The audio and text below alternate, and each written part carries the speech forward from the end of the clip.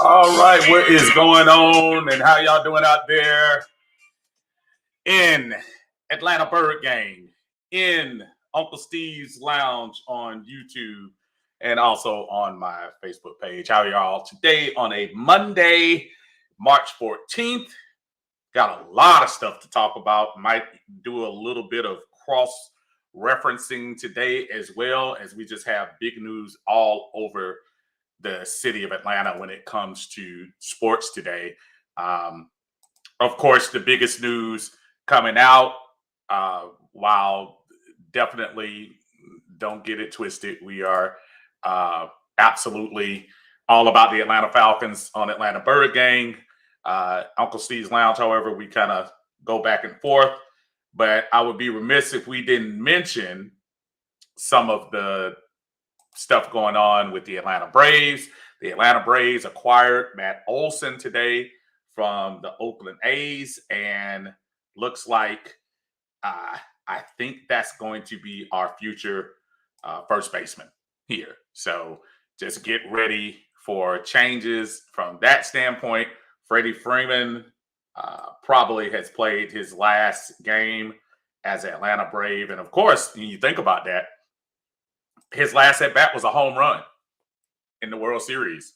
So that's, when you think about how cool is that to end your career on that. So we're going to talk a little bit about that as well. So we'll dive into whatever we talk about. But of course, today is also the day we're talking a lot about the NFL and the moves that are going to be made today. Jake Matthews ends up redoing his contract for 3 years, and I want to say it's $54 million. I'm getting ready to check here right now. I apologize. I'm just pulling up a lot of my stuff here at the moment, but and I think it's a good move. It's a move that will, I guess, eventually save us some money. That's at the end of the day, that's what it's all about, making sure we have the cap space to do some of the moves we have to do. Remember, we still have to pay the incoming draft picks as well. So we can't pretend like that money is going to come out of the air. We did a restructure with Matt, but a restructure in the sense that it won't exactly hurt us a whole lot. I think it's going to be something that actually will help us after this season.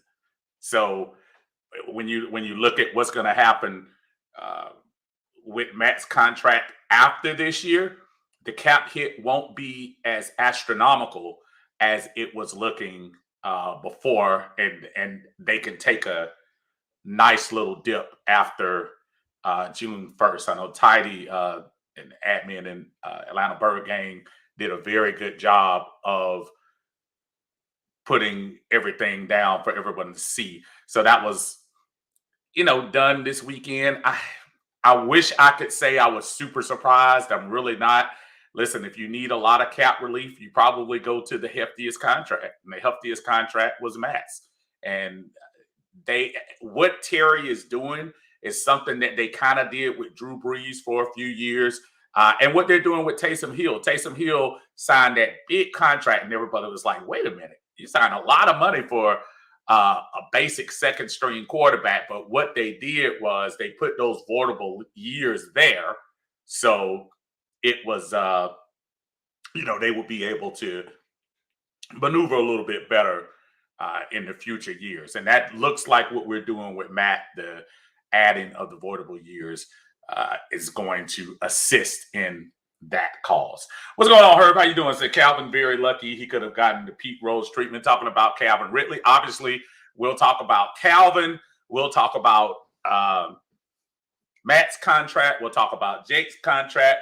Also talk about Foye Oluokun, who is leaving for a very lucrative contract in Jacksonville. Not a surprise to me. We'll talk about that a little bit more as it goes, but 3 years, $45 million, definitely not in the Falcons range, I'm sure, of what they were looking at. And Jacksonville had the money to spend. So good for Jacksonville. Sorry we can't do it with him, but I love Foye. I think he was, quite honestly, the last 3 years overall, probably our second best defender. AJ was only here 2 years, so I go back about 3 years between him and Grady. Fourier did a lot of stuff, so good luck to him moving forward. RJ, what's going on? How you doing, sir? Good to see you in the house. Talk a little bit about, again, Falcons, Braves, former Falcons, and talk about the NFL, some of the bigger moves. Mitchell Trubisky, going to the Pittsburgh Steelers. I don't think that's going as a starter. I think he's probably, I'm sure they're going to bring somebody young in to work with him and try to help develop the rookie quarterback that's coming in. I'm pretty sure they wouldn't go into the year with Trubisky as their starter, but who knows? Maybe so. Pittsburgh might be cheaper than us as an organization. So, RJ, what's going on? Says sad to Freddie Freeman leaving, but Anthopoulos pulled a nice trade with Olsen. Listen, Christian Pache showed flashes, but at the end of the day, this was a good move for the Braves. And I'm not going to sit here and try to wax poetic 100% about the whole thing, because listen, Freddie was solid. Freddie was a good dude. Freddie is he'll have his number probably in the Ring of Honor or whatever they have up there. I don't even think of the ring. I don't know if it goes all the way around at Truist or not. But he's an all-time Brave. He's going to be remembered as an all-time Brave. He never, he never did anything to put bad vibes on the team or anything like that. I really like what he did when his time was here. But at the end of the day, Freddie was trying to get paid. And I thought about this. I was talking to somebody earlier about the Freddie Freeman situation. If we didn't win that championship last year, I wonder how many people would still be as, I'm reading, of course, social media and listening to the radio. Some of these folks acting like we just lost, I don't know, Babe Ruth, Hank Aaron, or somebody like that. And granted, he's great. I'm not trying to say he's not. But I look at this roster, and I look at Acuna. I look at Albies. I look at Dansby. I look at Austin Riley. I'm looking at Ozuna, who's looking to bounce back after a year that I'm pretty sure he's like, I owe the fans big time for the stuff that was going on. This roster with the Braves is really set up nicely. And I'm not saying I would not have wanted Freddie Freeman. Of course, Freddie Freeman, you would be foolish to say you wouldn't want him on the team, but I wouldn't exactly cry, about this move. And the Olsen kid, who I must admit I did not know a lot about, but what did I see? 31 home runs, 112 RBIs last year. I mean, it's not like we're getting some scrub in between. Now, and I'll probably get into that a little later. I kept hearing this thing that kind of bothered me about Freddie's leadership. And yes, Freddie probably was a very good leader. I was looking at these numbers for Olsen. Olsen last year, he's 27. Last year, he hit 39 home runs and drove in 111 RBIs and finished 8th in the MVP voting. So it's not like we absolutely just got rid of him and got nothing in return. So, yes, I am sad that Freddie is leaving, but at the same time, this team is talented. We need some pitching. I know Max Fried is going to be set. Soroka, is he going to be ready this time? Is something going to happen? I hope it doesn't. But, so much stuff has happened with him. It's kind of hard to judge, how he's going to turn out this year. But from that standpoint, yeah, I think we're going to be in good shape. And I think some of these younger guys on the team, the aforementioned Albies, Acuna, Riley, this is the time for them to move up and say, hey, you know what? We're ready to be the leaders on this team. This is a different team. And let's not kid ourselves. Last year, at the halfway point, you're talking about Acuna was gone. You had to go out and get the other guys, Soler, Rosario, and just still a decision on which one of those guys we're going to keep, Rosario or Soler. We still have Adam Duvall, who's knocking home runs, not the greatest average, but a home run threat every time he gets up there. So the Braves are in good shape. I think they're fine. So from that standpoint, I say, yeah, worried, but not completely just distraught that we did that. So I just think we're gonna be okay. I don't think it's a need to exactly, be super sad about it. I really think the Braves are gonna be in good shape. Now, getting back to the Falcons, as happens every time around this time of the year, the Falcons aren't going to be jumping up, making these big splash moves. So I even saw one of the guys that everybody was talking about, Christian Kirk, to come here, and the Jaguars, who have plenty of room, the Jaguars paid him 4 years, $72 million. And I'm at the point now when I hear these when I see these contracts, and it's hard to, oh man, 4 years, $72 million. And 75% of the time, most of those guys don't get to the end of the contract, or the contract gets restructured, removed, or whatever. So the numbers look good from the outside looking in. Christian Kirk made off pretty good. I thought his worth would have been diminished a little bit because he actually didn't show up a lot when D-Hop got hurt last year. I thought he was going to raise his game up. He really did. Cam, what's going on, sir? I am in good health. Thank you, sir. Blessings to you and your family as well. Just on here talking a little bit about the Falcons today. We're going to cross the stream and talk about Freddie Freeman as well. So feel free if you all want to talk about his legacy. What's that mean going forward for the Braves? Was it a good move? Is it a bad move? Do you know anything about Olsen? Is he somebody that you think that can come in here and do some things? I mean, that's fine. Cam also says Kirk is so overpaid and it's a Stretch Armstrong kind of reach. The kids don't remember that. But here's the deal. If you're the Jacksonville Jaguars, and quite honestly, if you're the Atlanta Falcons, you have to overpay guys to come to your squad. You have to overpay these cats to come here. No one wants to come to an organization that is, I mean, quite honestly, the Jaguars aren't a team that I would look at and think about the Jaguars. Remember all the excitement when they were getting Trevor Lawrence and Urban Meyer was coming there, and Urban's gonna put his quarterback guru touch on Trevor, and Jaguars will be a contender in the next 2 years.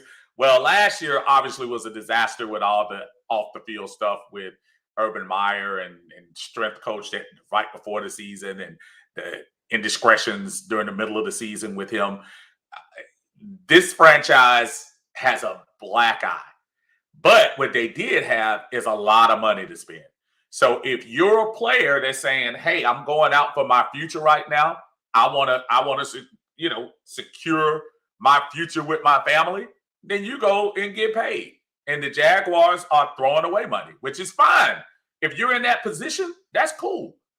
So I don't mind Foye getting his money. I know a lot of people weren't high on him, and he didn't exactly have the greatest campaign this past year. But I thought he was somebody. I really like Foye Oluokun. It wouldn't surprise me if he had a really good year. It also wouldn't surprise me if he kind of stayed on that average level. I mean, let's face it. They're paying $15 million. And you look at Debo's contract, That's a deal. And really, I was looking at our former Falcon, uh, Devondre Campbell, who re-signed with Green Bay. But think about Green Bay. Green Bay signed him for 5 years, $50 million. I mean, he must have been super happy in Green Bay.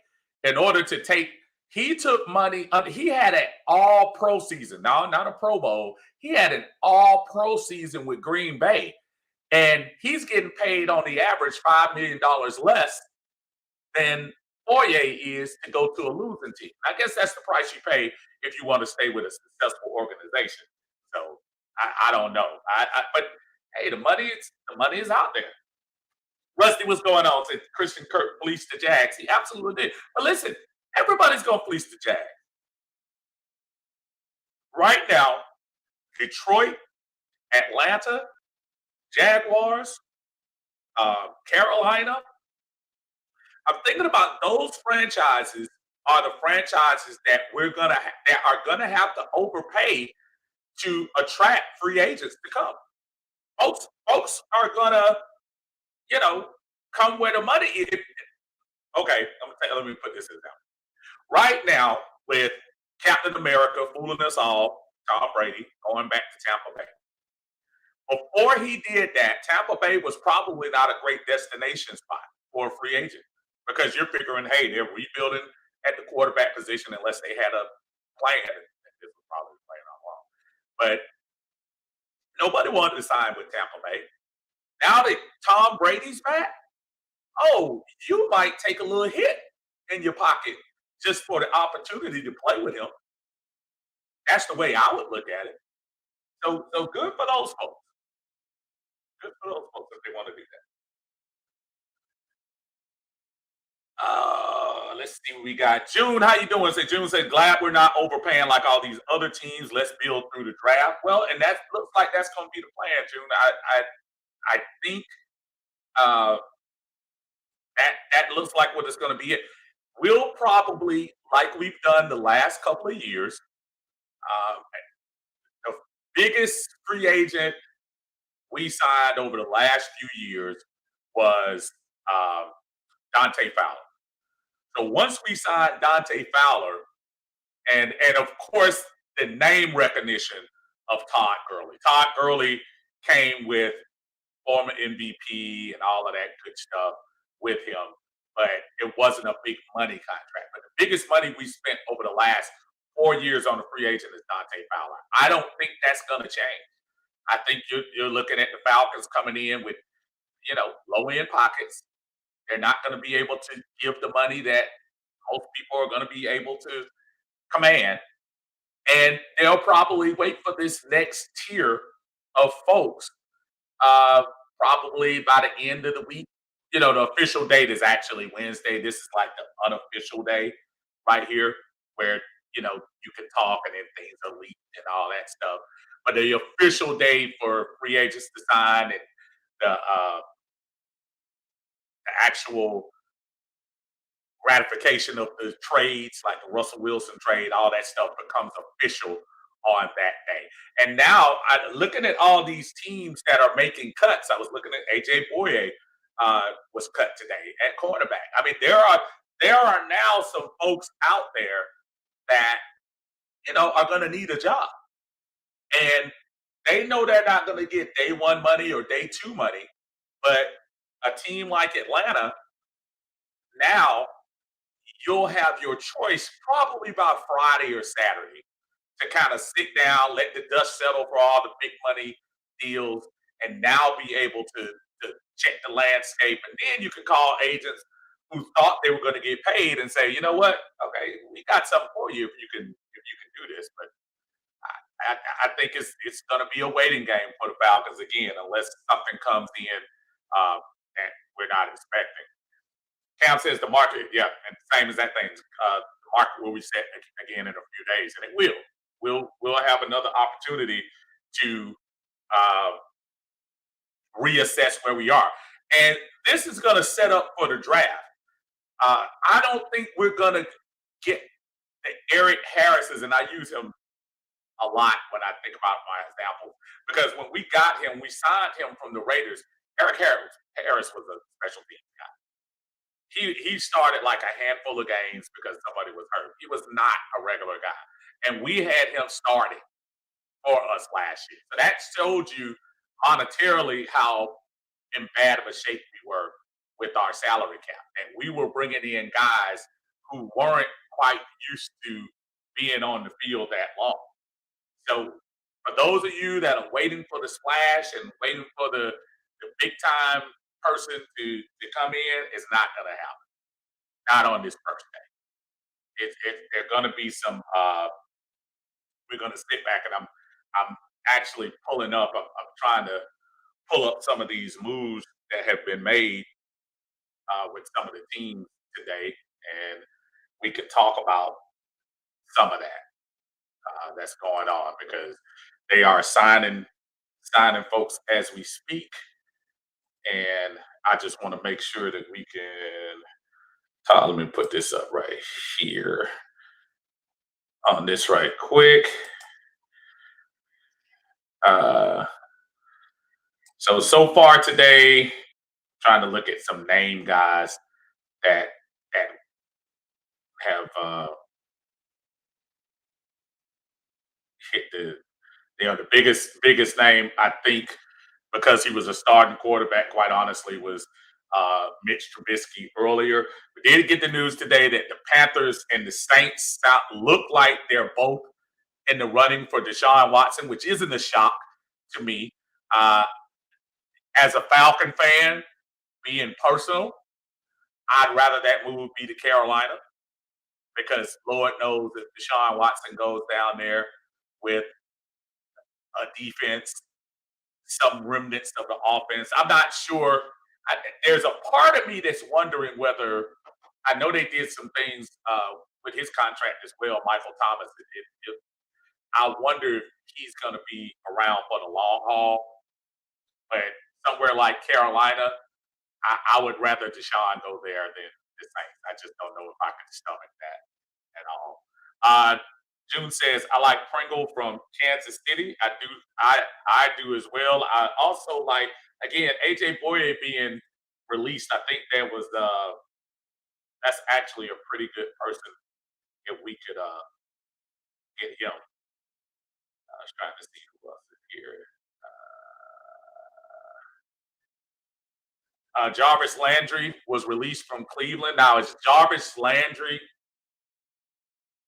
somebody that we're going to think about? And Jarvis is not going to take a hometown, not even a hometown. He's not going to take a cut. Jarvis Landry might be somebody that'll try to go to a winner and sign a contract. But is he somebody that the Falcons have on the radar? On the radar. James Conner, I'm kind of surprised he re-signed with the Cardinals, but he re-signed with them.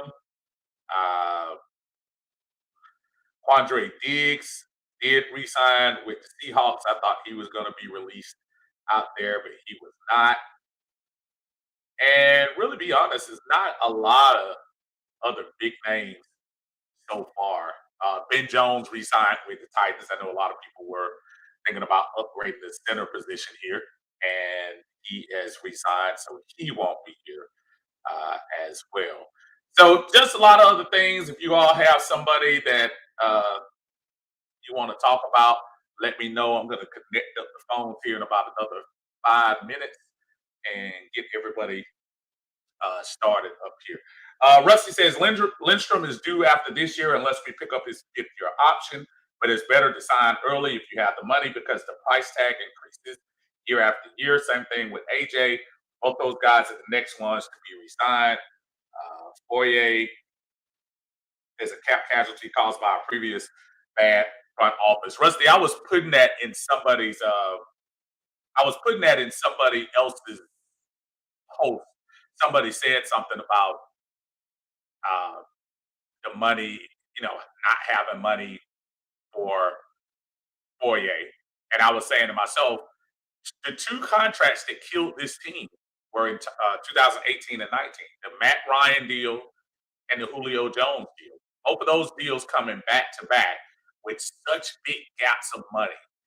really set this franchise back for what we wanted to do in the future. And I think that's part of why we're in the situation that we are in right now. He also says Foye is good, but even if we had the bread, I don't know if he's $15 million yet. And I don't think he is either. Here's the problem. I think the market is going to be, or if you want a above average player, you're probably gonna have to pay for it. Foye is a guy that I think is good. I'm I don't want to say very good yet, but I think he's surprisingly good as far as NFL level. I don't think he's on the level of Prime Wagner, one of the guys from Tampa Bay, the guy Leonard from the Colts. I'm not sure he's on that level, but I do believe he's borderline on the very next level of really good linebacker. Now, again, you're the Jacksonville Jaguars. You need him more than he needs you. So I'm pretty sure Jacksonville said, okay, well, we can throw this money at him. I mean, shoot, this is life changing money for these guys. 4 years. I mean, come on now. That's a lot of money. $45 million, 3 years. And again, probably won't see all of it, but that's a lot of money. So more power to him for to be able to make that move. Cam says, I don't want him in the NFC South at all, talking about Deshaun Watson. Yeah, the problem is right now, I think you're running out of teams that he can probably have the draft picks and can afford to lose them. I think the Saints, which is always interesting to me, I got to give Mickey Loomis credit, whatever he's doing in that front office, to be able to maneuver those picks all the time and get those guys to uh, buy in to, you know, taking cuts, restructuring, and things like that. That's why I was hoping Tara would bring some of that knowledge here. I don't want to, cut him off right now, but I do think it'll be interesting if he can work some of that same magic here with us because New Orleans just seems to always still be able to make the big splash or make the big bringing in and things of that nature. Now I know I haven't seen uh, any news out of Marcus Williams. I would imagine with them trying to make a play for Deshaun Watson, they're gonna have to make some room in that roster. If they bring Deshaun Watson in, somebody else has got to go.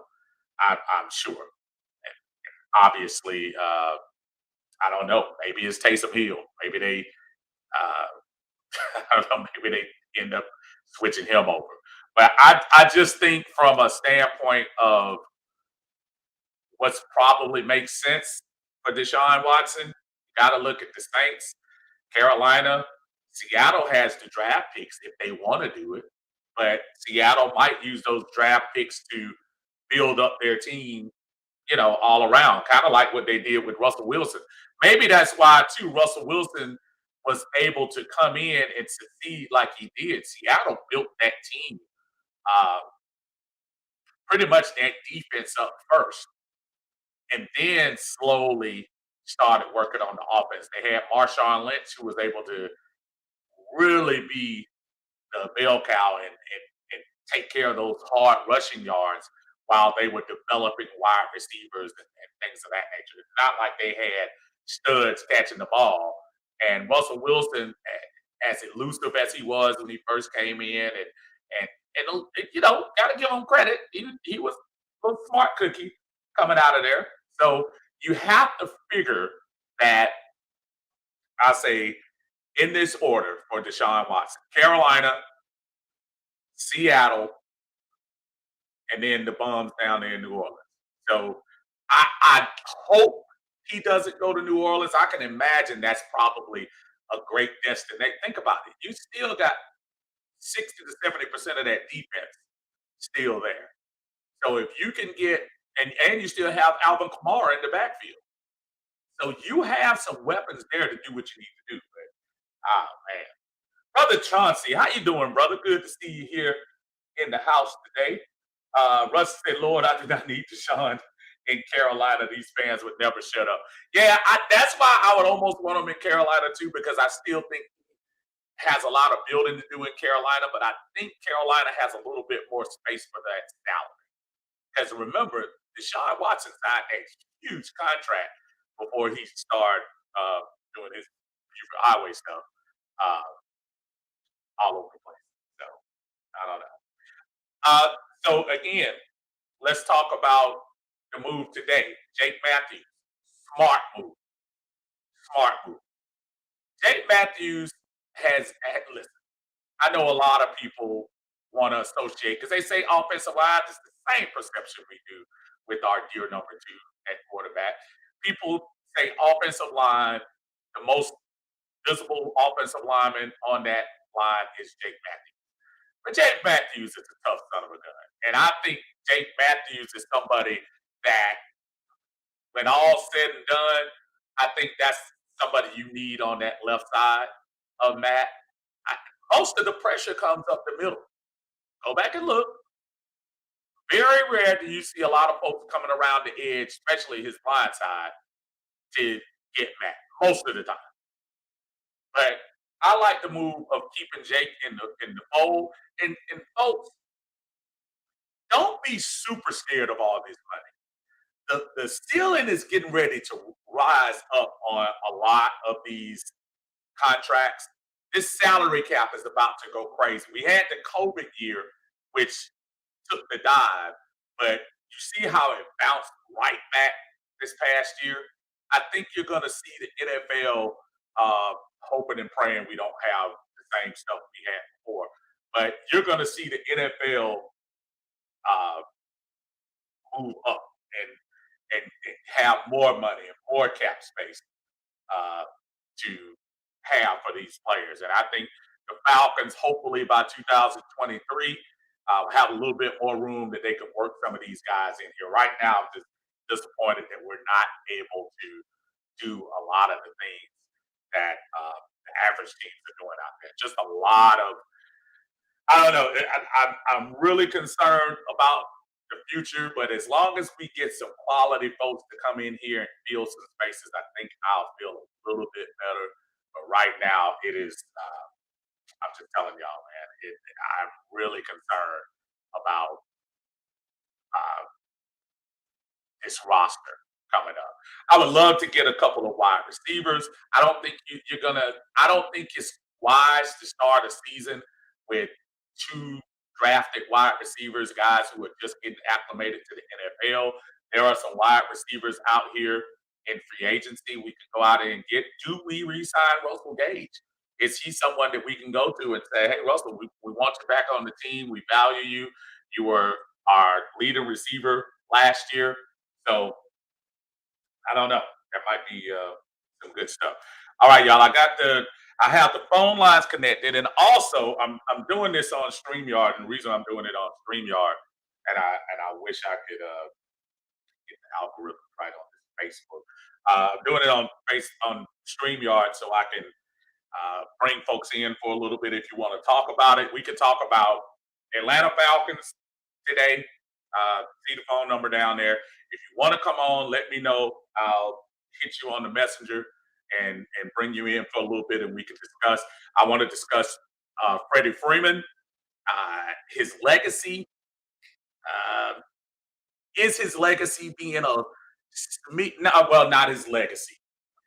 Is his leadership being overplayed a little bit? And when I say that, I don't say that with malice, and I don't say that to be controversial. I think about this Freddie Freeman thing, and the first thing I watched uh, Major League Network on TV, and to hear the guys just cry crocodile tears about, oh, when Freddie leaves, they're not going to have, insinuating. I don't want to say they said it 100%.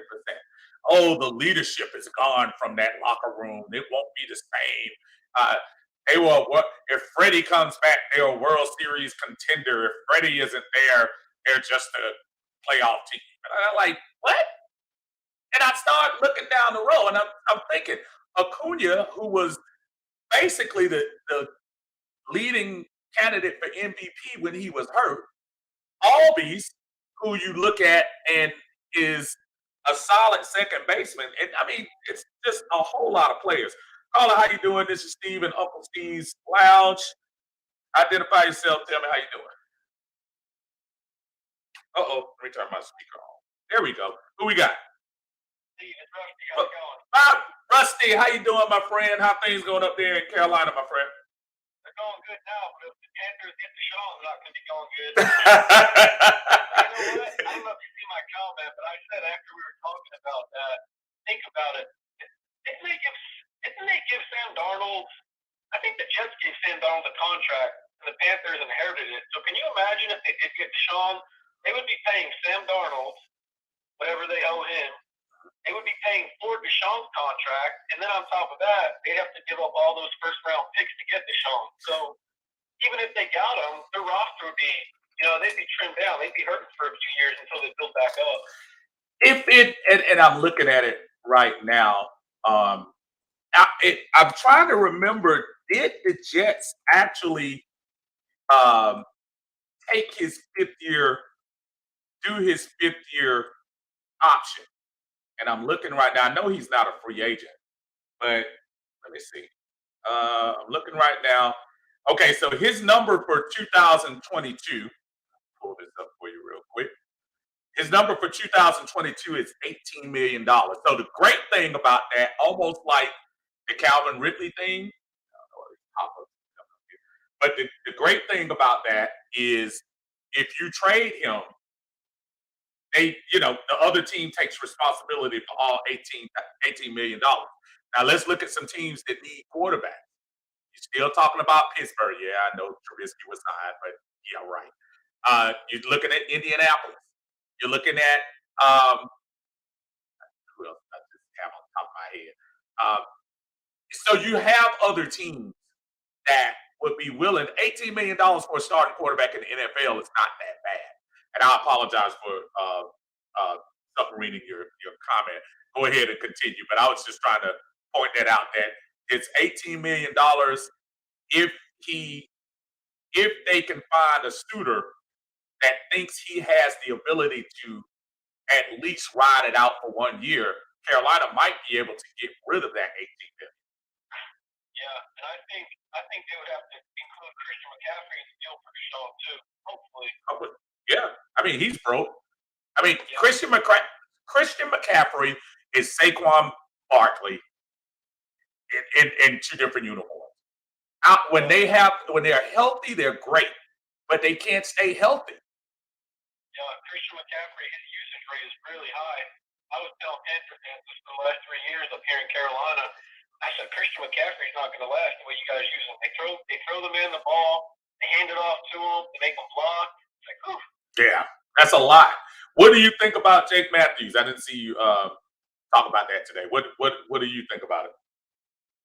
I think it's a good move. I mean, it frees up some cap right now, and I wouldn't consider Jake great. I would consider him solid / consistent. Right.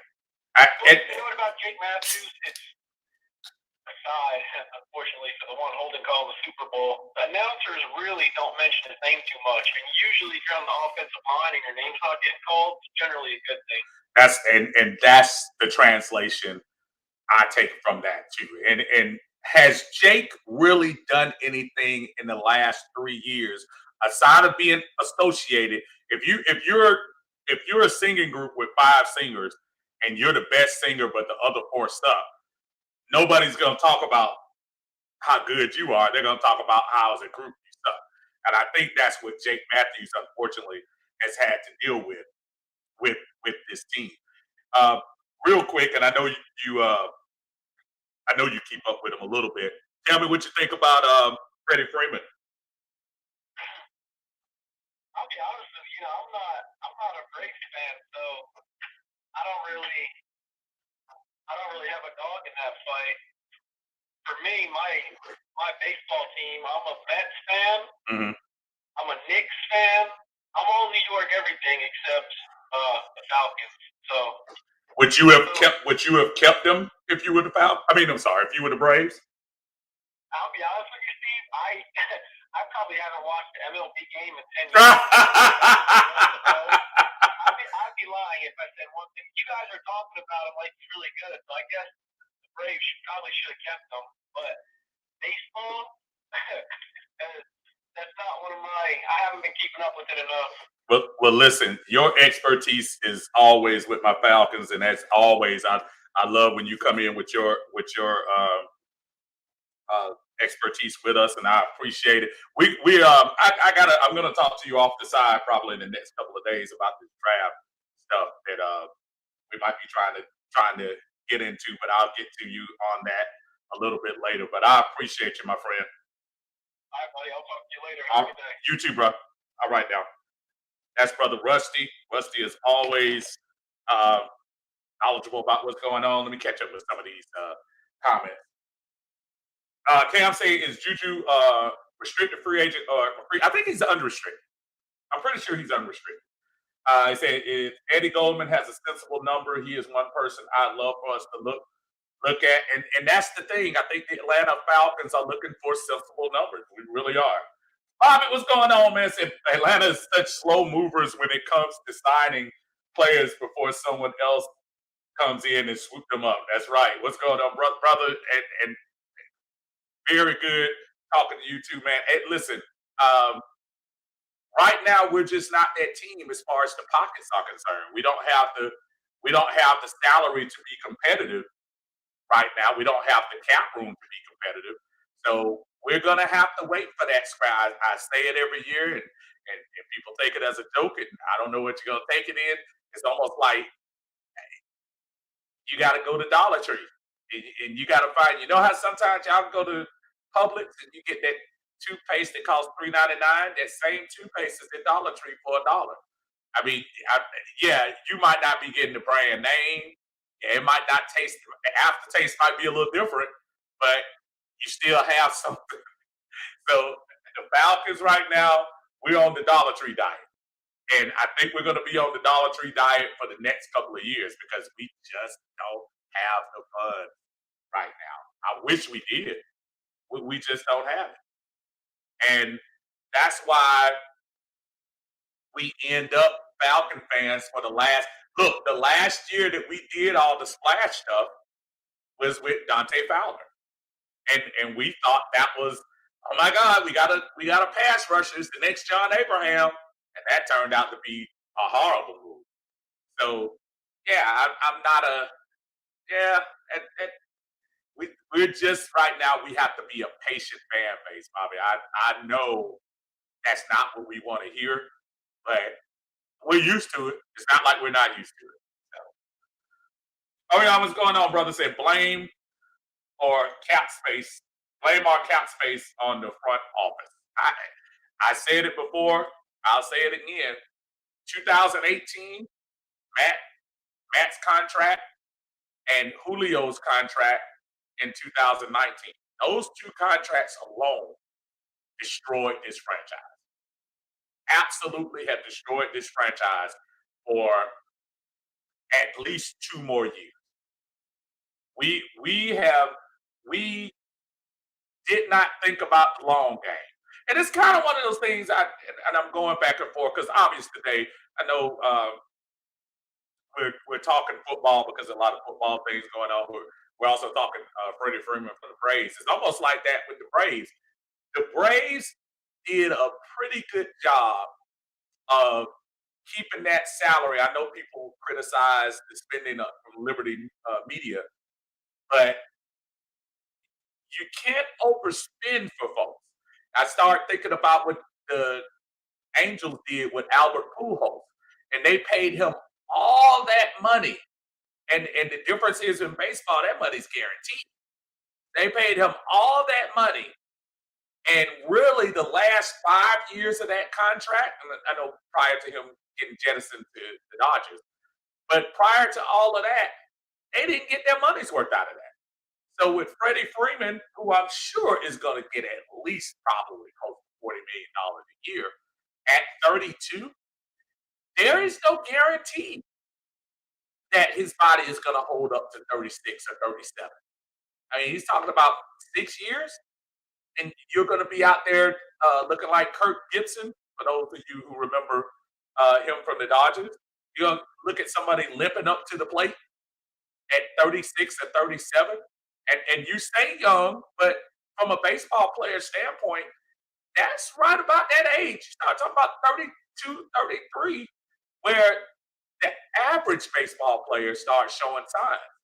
Now the DH helps, having the DH around, because now with the DH being in the National League, you can kind of pay these guys just for their bat. And somebody like Freddie Freeman will probably benefit from that in his later years. I think if Albert Pujols uh, would have found the right team to, be on and be that DH when he was in the American League, I think it would have been better. I don't know. It's gonna be interesting to see how Freddie does once he signs for his new team. What's going on, Jermaine? How you doing, brother? Sitting here talking about Atlanta Falcons, which of course is not a whole lot of news right now, but we're trying to just update some other things going on in the NFL. I'm gonna switch over real quick and let y'all join me in looking at some of these moves over here. See if I can push this out a little bit. There we go. Teddy Bridgewater with the Dolphins. That's the interesting move. Backup Tua. That's not bad. Teddy Bridgewater, I really hate it for him. This is, matter of fact, courtesy of ESPN. I kind of hate it for Teddy Bridgewater because he had a really he was dealt a horrible hand when he had the bad accident with Minnesota, the bad injury, I should say. Because I think he was going to actually be a pretty good quarterback in this league, and it's kind of hard to look at him now. And I know he had moments, but he's nowhere near where he is. Uh, Cedric Wilson from the Cowboys, second Cowboy to make some good money. Saw what Michael Gallup got yesterday. So he signs his contract with the Dolphins, so they get some more uh, room down there with him. Uh, Dennis Gardick played with the Cardinals, plays with the Cardinals now. 3 years, $12 million. Colt McCoy going back to the Cardinals with his contract. Rumors about Bobby Wagner going to Denver, even though they were also talking about him going to Dallas, reuniting with Dan Quinn. Devondre Campbell, we already talked about that contract. 5 years, $50 million. So if we get any updates here in the next little bit, we'll definitely talk about that when we get on here. Kimmy, what's going on, my friend? Say, I believe they wanted Olsen. Has power. He's younger and will cost less. And again, it's a good move. And not only that, they have 2 more years of control on his contract. So, with the listen, you have some decent contracts going on right now with Acuna, Albies not really eligible to do anything for another at least 3 years. You still have Austin Riley under control. You still have Adam Duvall under control. He's under arbitration right now. So you still have him. You're probably going to end up getting Adam Duvall for $9 million. What a great asset to have on your bench. And he showed his work this past year. So from a Braves standpoint, I think it is a smart move from Olsen. And again, Olsen put up some nice numbers last year. It's not like this is not a scrub. We got somebody who can definitely do some damage. And again, when you start talking about the infield alone, when you talk about Dansby, Albies, Riley, and now Olsen, an outfield that's going to have some kind of combination of Acuna, Ozuna, probably Rosario. I would think. Somehow I would think they would be leaning towards him. Either him or Soler, one of those two are going to be here. Uh, Duval probably coming off the bench. I mean, it's not like this team is without. So the Freddie Freeman thing, while to some people sentimental, I get it, but it's not like we're not loaded in that sense. I know a lot of injuries could happen, but on paper, right now, on paper, Braves should be one of the favorites to have one of the two top. And the way they do the playoffs now, I think is the top two get a bye. So right now, the Braves are looking good to get one of those buys, in my opinion. Bobby says, true, makes sense. We don't organizationally long term plan for business savvy moves for our future negotiations with our players. And money then becomes the lack in our business choices for our success because we don't have it to extend these guys. It's heartbreaking to see. And it is. And look, some people do the business model well. I, I've always been a fan of how the Pittsburgh Steelers kind of hold fast. They now only recently have they started dishing out some bigger money contracts. They had to with TJ Watt and players coming in, but there are very few teams that work their salary cap to a point where they're successful every year and it doesn't jeopardize the team. And I like that. That means you can be successful year after year. Rustin says, being as how Kyle takes so many snaps at wide receiver, do you think it would be smart for the front office to go up to Hayden Hurst and see what he's wanting money wise? He can play tight end when KP is lined up out wide. I've always I always thought it would be smart to keep Hayden. Now, when they didn't offer him a the fifth year, to me, if that was me and I was Hayden, I'd say, okay, I'm not in your future plan. I know things happen and you can later negotiate and say, yeah, my bad, we need you. But I would go see what it looks like out there. Hayden Hurst has proved that he can be a player in the NFL. And if you look at what he did when Hooper left, it's not like we missed a whole lot from Hooper. And we dodged a bullet on signing that big contract. I think Hayden is very serviceable, and I think he would be uh, pretty good with our team. But when they didn't sign him to that fifth year option, I think I would probably put Atlanta on the bottom unless they overpay, and they're not going to overpay for Hayden. I look at him as somebody, and then we got the other guy. Who's the guy who was catching the passes last year? Surprisingly, I forgot who the other little tight end we had, but yeah, I would think about it, Rusty, but you don't necessarily have to go that route. But I like Hayden Hurst. I liked him from the moment they made that trade and got from the moment not trade the way they the trade they gave away the second round pick to get him. Love that. That's why I was thinking we shouldn't have gotten a tight end. I think if you got somebody else, uh, as I see another tight end coming out, the Jaguars are finding everybody. Evan Ingram agrees to a 1 year deal. So again, if you're in the halves with the money, you can make these kind of moves right now, but we're not there. Orion says the first baseman the Braves picked up, from what I see, uh, Freeman's not going to really hurt us, in my opinion. I don't think it will either. Not at all. J.C. Jackson signed a big contract as well. As Twan, what's going on, my brother? Yeah, it's about to be. I mean, they're about to open up a lot of things here in the next couple of days, and I think it would have been naive for us to think that the Braves were going to be one of the huge players in today's game. I'm looking at it right now, which is really interesting to me. I was looking at the NFL Network. They have Russell Gage as the 37th rated free agent, which is high considering that. They have Cordero Patterson under him. So what happens with that? It does this open up something for CP?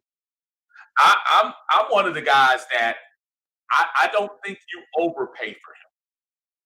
When you start talking about what Patterson brought to this team, definitely it was a smart. It would be nice. I'm a little concerned about all the things he does. Uh, Rusty was just talking earlier about Christian McCaffrey and how they kind of overused him and his volume in plays. And I know near the end of the year, Cordero was hurt and missed out. I mean, he did everything. And it's not to say these football players, if they can't do it, you don't use it. But when you start talking about somebody who's 31 and by football terms, that's you start going into running back purgatory there. So you have to start looking out for the value of your folks. So I'm one of the people that think you probably look and see if you can get some other folks before you sign him. But I wouldn't try to get Patterson right now. If it was up to me, I wouldn't try to get him. So that's why I am. Tidy, what's going on, brother? Tidy says, "Do you think we re-sign Coop?" Whew, that's a good point. I saw one of the kickers today sign a contract, and I'm trying to go back and see what he asked for. Uh, Not asked for. Let me see what the kicker got. It was, and really, Coop was like one of the top kickers this year. I'm trying to see what did he do. I'm sorry, y'all. I'm going back down this list because I know he got signed early.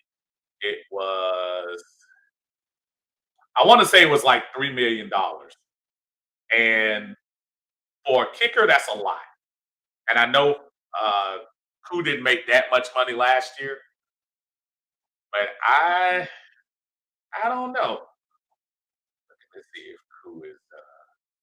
Let's see what they say market value for Koo is. Come on, y'all. Let's look at it together while we up here. Take these ads. Sorry, y'all. Spottrade.com.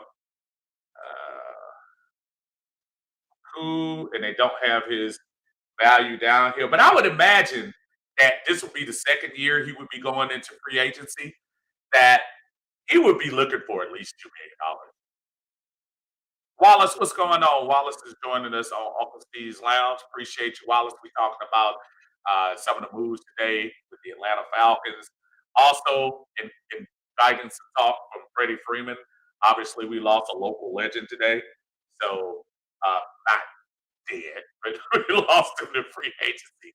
And I say lost to free agency. It's not official, even though Alex Anthopoulos pretty much uh, basically came out in his press conference saying it was the uh, hardest thing he had to do to make that move. So it's obviously they did not uh, come to an agreement about their contract. It'll be interesting to see what Freddie gets. I think Freddie's gonna get like 6 years somewhere in the 220, 230 range. I'll be close to 40. Rusty says if we pay market value for CP, I will have lost all faith in the front office. Yeah, and I think that's why. And think about it now, because you had the opportunity this week to re-sign your own players. You had the opportunity to do that. So I think if Patterson was available and was looking for the money, well, I should say, if the Falcons made their offer and you don't hear anything about Patterson re-signing, then either they're still talking or he's asking for too much money. So Rusty also says Koo is the only reason we scored against Dallas and the Pats. Yeah, the Pats got called back. I remember that. Better re-sign that man. I mean, and here's a valuable re-signing, big time. So hopefully they do go back and do that. So Darius, what's going on, man? How you doing, sir? Again, talking about Atlanta Falcons moves or lack thereof today. and also inviting talk today of Freddie Freeman, who looks like he is on the way to another team. Wallace says, yeah, lost Freeman, but we also made a good move to get Olsen to replace him. And listen, the Olsen move is very shrewd because you don't, he has 2 more years left on his contract, right? And if he doesn't work out, you don't really lose. You could go to plan B in 2 other years and get somebody else in free agency. And I don't know that. Folks, this team is, did y'all see this lineup? This lineup is vicious. And hope and pray injuries don't hit. But if injuries don't happen to this team, you're going to have Dansby Swanson hitting ninth. And it's not like Dansby Swanson is a super scrub. Matter of fact, when he wants to be, he can be pretty good. I mean, you're talking about a lineup with Acuna, Albies, Wiley, Ozuna, Duvall, and the possibility of Rosario Soler, whoever they pick. This is going to be a really solid squad this year. So I hear all of the oh no, Freddie, we good, we good. Wallace says, yeah, I don't think we have to sign Patterson right now. Yeah, I would wait.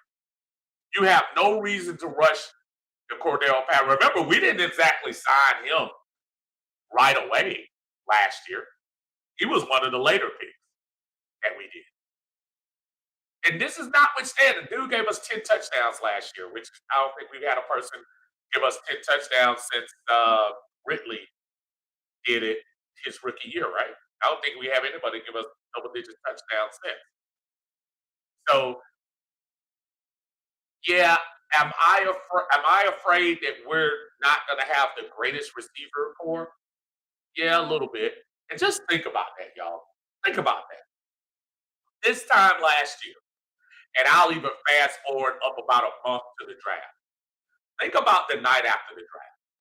And for some of us who were still upset that we picked a tight end over a quarterback, think about what your wide receiver core looked like the day after the draft. You had Julio Jones. You had Calvin Ridley on the other side that would be starting. You had Russell Gage, who's going to be your slot receiver. You had Kyle Pitts, who's coming in at your tight end. Think about that. And where are we now? Aside of Kyle Pitts, those other guys are gone.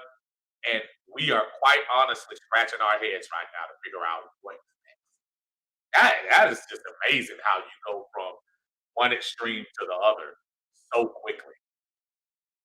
So I don't think it's a coincidence that you're seeing some of these wide receivers get chopped up swooped up real quick from these teams. We're not going to get a top tier receiver. I think I kept seeing a lot of folks talking about the Juju Schuster from Pittsburgh, which would be a nice move. But whoever's coming here is probably not coming long term, and probably like Patterson, coming to probably get their numbers. Look, you come to the Atlanta Falcons, Matt is going to get you some numbers. That's for sure. That's the one thing. If I was signing a 1-year contract to come to the Atlanta Falcons, the one thing I know is Matt Ryan will get me at least 60 if I'm healthy. He'll get me at least 60 to 80 catches and probably get me about close to 1,000 yards. So if I want to build up my brand, Atlanta might be the team to come to. I think so. If you're talking about that, that would probably be a pretty good move if you ask me. Wallace says, "What do you think about signing Zadarius Smith? Is he still on the board in day 2 or day 3?" And it's fine if he doesn't want a whole lot of money. Now, my thing is they just re-signed Devondre, so the mere fact that they got rid of him is kind of interesting, if you ask me. I'm trying to see what his money is looking like.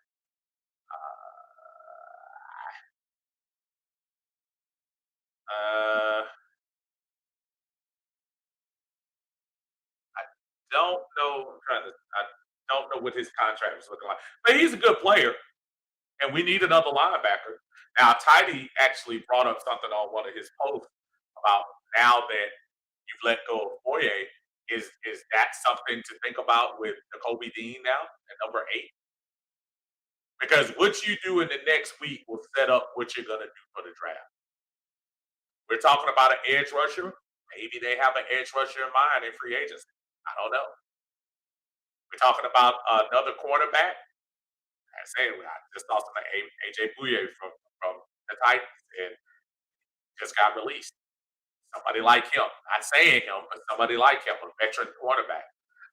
There's something to me that also wonders whether they would go with a rookie cornerback right now because they had to go through that with AJ. AJ was a quick learner, obviously, fast learner, so I give him credit.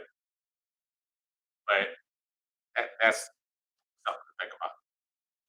Orion says letting Freeman go is the best move for the Braves. The best move the Braves could have done because Freeman played a big part in our championship. Let the man go somewhere else, get paid, and do great things for another team. Because, like you said, Steve, he's not getting any younger. I agree with that sentiment 100%. And I keep comparing it to the Albert Pujols thing.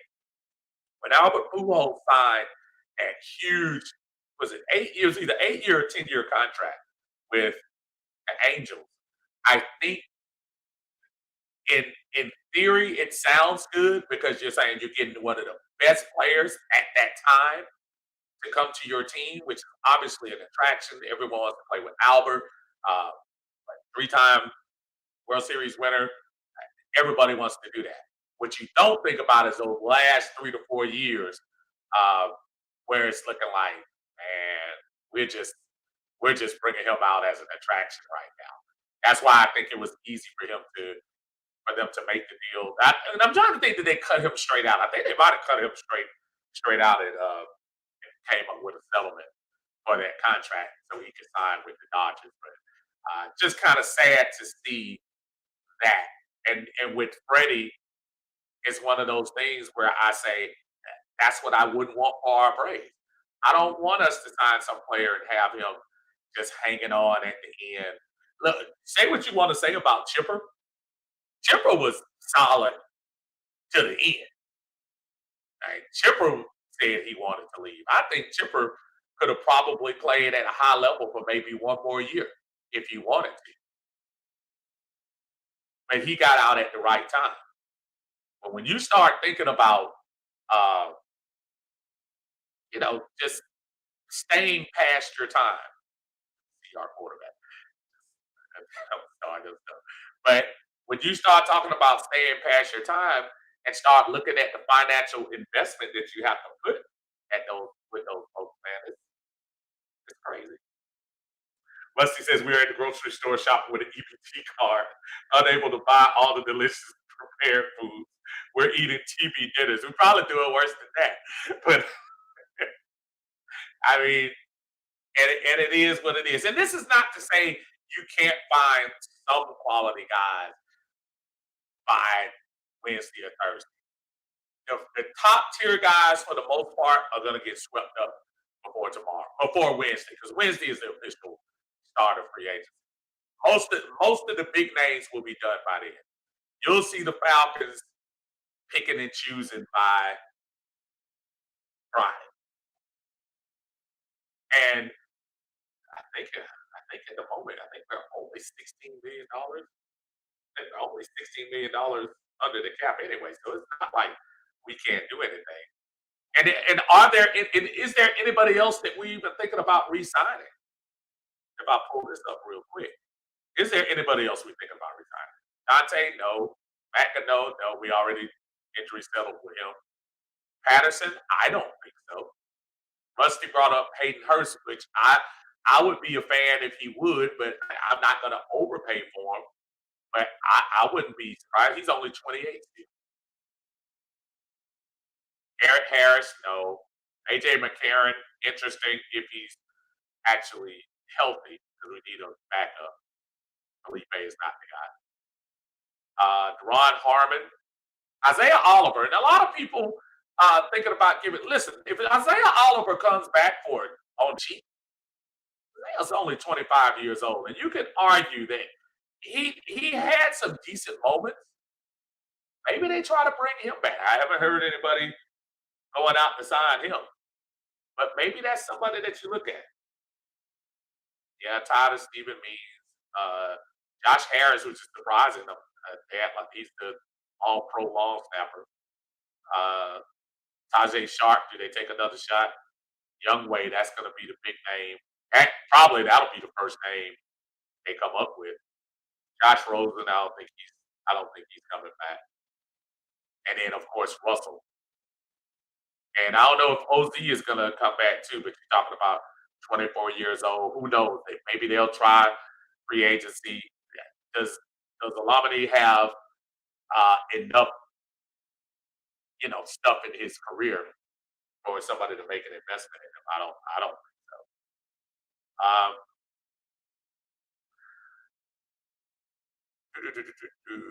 Let's see. Yeah, Orion says if Jake Matthews leaves, also good for him. Let him go get his money. He did a good job while he was there. Let him go prepare for retirement because the knees can only hold up so long. You may not have gotten the word, my friend, but Jake Matthews resigned for 3 years and $52 million. So yeah, Jake Matthews is here. So that is good. Wallace says there's nobody that we have to rush and try to re-sign outside of Fourier. And Fourier signed a 3-year, $45 million deal with the Jaguars. So he is out of there as far as that's concerned. So right now on our team, on the defense, when you start looking at the Falcons roster, and I'm looking at the contracts, active contracts right now for let's go defense. And let's pull this up. All right.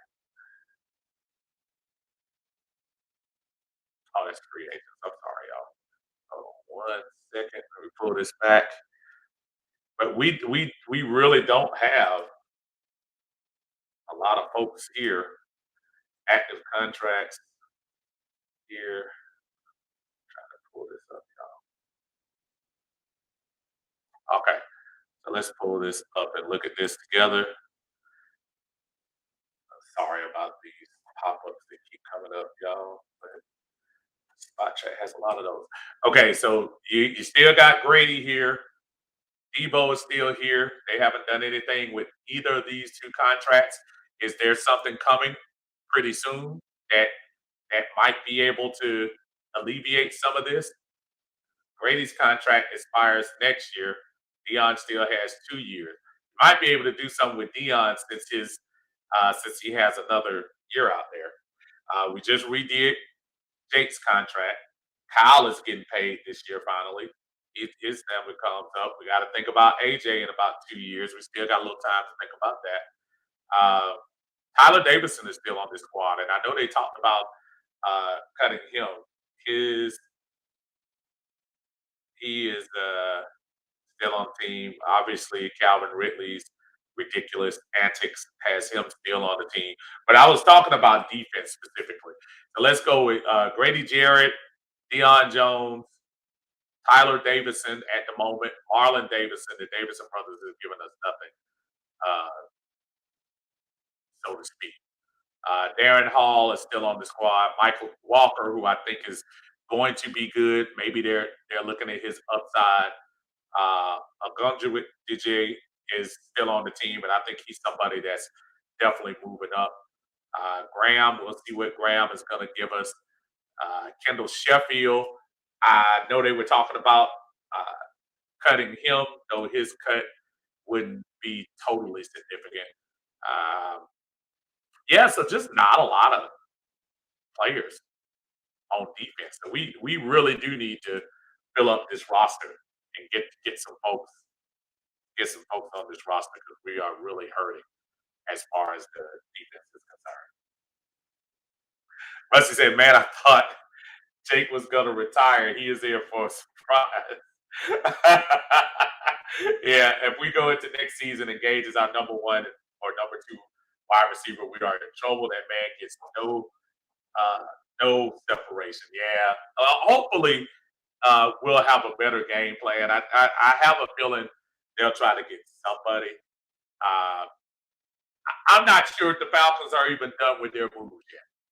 I still think the Falcons, uh, again, you're not going to tell me that Brady's representation hasn't reached out to the Falcons to see if they are going to be able to do some things. I just think there's something probably still in the mix there.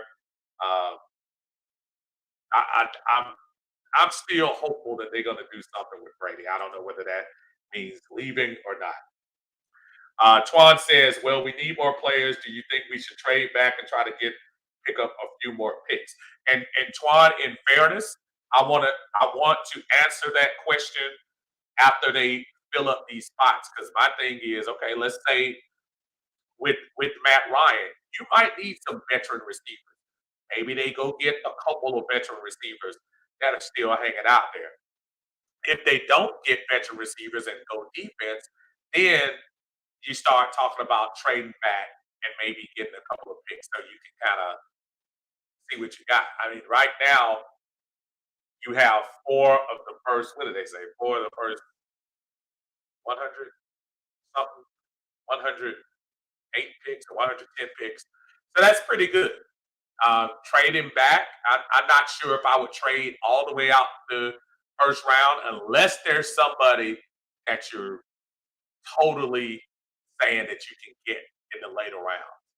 Maybe the Falcons don't think there's anybody in the top 10 that is worth investing in that can help them out right now. Maybe they can get their guy lower. Maybe they go after somebody like Jordan Davis that people are saying probably won't be top 10, but probably in the middle of the draft. Maybe they draft down to there and pick up a extra second round pick from somebody. And I don't know. The Calvin Ridley thing, of course, screwed all of this up, but I don't want to wax poetic on that. Wallace says, "I think Grady is going to get an extension, but I could be wrong." No, I think that's something because I'll say this: if they don't extend him, they should have already traded him, in my opinion. You can't go into the business season with that money lingering on that contract. You can't do it. You can't do it. So I don't think you. Yeah, I think you got to do something with Grady, whether it be extension, whether it be trade. You got to think about that. Twan says, "So hell no, Unc, I'm not passing. I'm not trading past 16." Yeah, and that's what I'm saying. So yeah, you want to get someone in that middle tier. Is there anybody in that top 10 right now that you would say, man, I could package up these second rounders and go get him that you really, really need on this squad? I don't think there is. I love Hutchinson. I think Hutchinson is the best, in my opinion, the best pass rusher coming out this year. Uh, yes, would I like to get Malik Willis? I don't think you would go. I wouldn't get him with a first round pick myself, and he'll probably be gone. But I would love to be able to put him on the bench and have. Well, I don't want to say put him on the bench. I love to have him on the roster and see what happens. But I wouldn't mind drafting. Falling back as long as I know what I want. I know I want. If I'm going back, that's where somebody like Jordan Davis or maybe Jermaine Johnson uh, comes in. Will one of the cornerbacks? I know Stingley's value has kind of dropped lately since he wasn't available, and I know he's injured and stuff like that. But there are some that think he has dropped anyway. Past Sauce and what's the other guy? I'm not thinking of the other quarterback. So maybe his value is worse than we think. What's going on, brother? Said, I hate to see Freeman go. I thought he would be a Brave for life like Chipper. I do understand management looking long term for the franchise, though. And it is the smart move, man. I know people are getting, I know some people are getting emotional about it, but I think it's the right move. It's the right move. Freddie is a legend. Freddie will have his name in the little ring or wherever they need to have. I think Freddie is going to be remembered as one of the best Atlanta Braves ever. But at the same time, if Freddie was 27, 28, I'd make this move. But right now, I can't do it. I can't do it. I understand why he went for the cheaper option and somebody who, again, is under contractual control for the next couple of years. Because if Matt Olson balls out for the next 2 years and he wants to make more money, you can make another move. Again, as long as you realize that all these folks here are, that the folks that you have here are still uber talented, I think you just need to make sure the pitching is solidified. Bullpen seems like it's great. Solidify this starting rotation. Dave, what's going on? Could you imagine Uncle Steve at the Falcons drafting Willis? Part of this fan base would probably have to be admitted. And it's yeah, if Malik Willis from Liberty gets called on that stage, I think we would probably have to bring on therapists. Not for Uncle Steve's Lounge at all, but maybe Atlanta Bird Gang. I'm pretty sure there'll be some folks that will not be very thrilled about that. But I say again, hey, you gotta do some other things. Rusty says Marlon Davidson went to the Pat McKinley School of Trash Talking and played out the same way for him as it did for Tack. I'm raising my hand. I'm guilty. I fell for it once with Tack, and I fell again for it with Marlon 2 years ago. Then he tell reporters he likes to manhandle a guy. The only thing he likes to handle are Archie's burgers. Wow. But Rusty, I always say that. I said it when Tack. The time Tack went, which I think was the year that I actually came into the Bird Gang, if I'm not mistaken. That might have been my entry into the Atlanta Bird Gang. When Tack McKinley came across that stage, had a picture of his grandma, and he was doing all the talk, and he was overhyped and all of that stuff. And I told people, and the first thing you hear, we need somebody with some dog in them. We need somebody who's outspoken. We need somebody. And I was saying to myself, all those attributes that you're talking about, if that's not tackling a quarterback, I don't want to hear it. I don't see Miles Garrett going around talking about he's going to eat up players and manhandle folks. I don't see TJ Watt going around, or JJ for that matter. I didn't see them going around telling people what they were going to do to them. I haven't seen now. I'm not saying they might not do it on the field, but I don't see them publicly coming out and trying to tell people what they're going to do. I want to see it on the field. If I don't see it on the field, who cares about all the bravado? I want to see Frank Darby on social media talking about how hyped he is. If he can't catch, if he's not in the game making catches, who cares? None of that stuff means anything to me. So you're spot on, Rusty. Absolutely spot on. Uh, this is Orion says we need to grab a quarterback this draft and let him sit behind Matt and learn what he can do. When Matt is gone, we'll have a quarterback that understands the game. Because if we wait until Matt leaves to get one, then the quarterback will have to learn the offense. And as you know, not too many first-year quarterbacks came in the league and had an outstanding season. Orion, this was the post, or this was the reply that should have been in March of 2021. Because I was one of the people that was probably saying this right here. When there were folks out there that still tend to play the Matt is going to miraculously turn back into the 2016 quarterback. For folks who kept thinking that, oh, we're just getting Matt some weapons. We we get an all-world tight end, and now we're gonna do this. No, you always think about it. And even Tampa Bay, the Tampa Bay thing with Tom Brady is very telling. You know why? Because Tampa drafted a quarterback last year. And what was that quarterback supposed to do? But all those people is like, well, you draft a quarterback, he should be playing in their first year. And so I no, he shouldn't. Not necessarily. Again, there aren't a lot of quarterbacks that jump right in and are successful. We have one of the few in 2008, man. Every quarterback can't do that. So to Orion's point, why not do that? Now, my only argument is not with you, Orion. My only argument is we should have done that last year. Is Kyle Pitts going to be nice? Seems like it. Seems like he's going to be really good. Seems like we're going to have talk in the same breath as Kittle and Kelsey and folks like that.